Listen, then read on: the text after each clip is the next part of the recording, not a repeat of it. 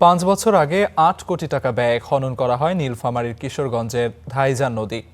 এবার সেই নদীর একটি অংশকে খাল দেখিয়ে পুনঃখননের অভিযোগ উঠেছে দুর্যোগ মন্ত্রণালয়ের বিরুদ্ধে। কাজ শেষ না হতেই ধসে পড়ছে নদীর পাড়। পারভেজ রুবেলের তথ্য ও ছবিতে বিস্তারিত।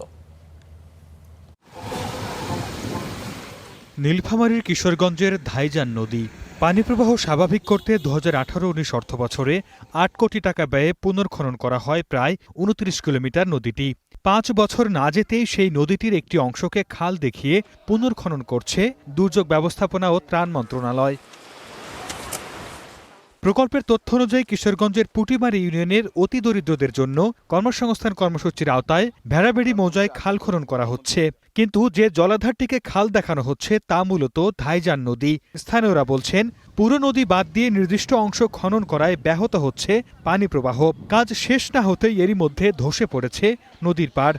অভিযোগ আছে, খনন কাজে প্রান্তিক মানুষের না নিয়ে ব্যবহার করা হচ্ছে আধুনিক যন্ত্র, যা প্রকল্পের সঙ্গে সাংঘর্ষিক। পুরো নদী খনন না করে অর্ধেক খনন করলে তো হবে না, অর্ধেক খনন করতেছে ওরা পুরো নদী খনন করতে হবে। জমি বান্ধিয়ে ভাঙি আসবে, তারপর পাহাড় ভাঙি যাইবে। ব্রিজের ওই মোড়াতে একটা ধসে পড়ছে, আর সামনে একটা ধসে পড়ছে। যে খননটা হইলে এটাতেও উপকার হচ্ছে, এই অঞ্চলটার হবে, কিন্তু পিছনে যা যখন পানিটা আটকে যাবে তখন হয়তো আবার সমস্যা সাফার করতে হবে। পানি উন্নয়ন বোর্ড বলছে, প্রকল্পের বিষয়ে তারা কিছুই জানেন না, আর নদীকে খাল দেখানোর কোনো সুযোগ নেই। ধাইজান নদীটি 64 জেলার নদী খননের যে প্রকল্প ছিল, 2019 সালে এটা শুরু হয়েছিল খনন কাজ, এবং সম্পূর্ণ 28 কিলোমিটারই খনন হয় 3টি প্যাকেজের মাধ্যমে, এবং 2020 সালে ডিসেম্বর নাগাদ এটি সমাপ্ত হয়। পাউবো ধাইজানকে নদী বললেও মানতে নারাজ জেলা দুর্যোগ কর্মকর্তা।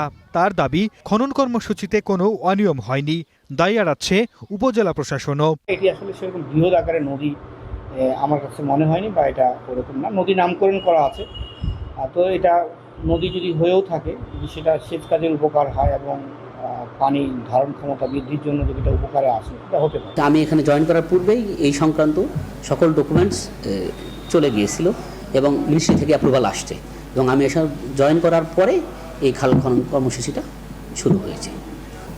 এটা আমরা খতিয়ে দেখব।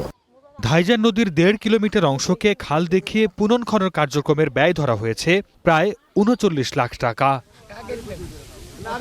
Desk report, star news.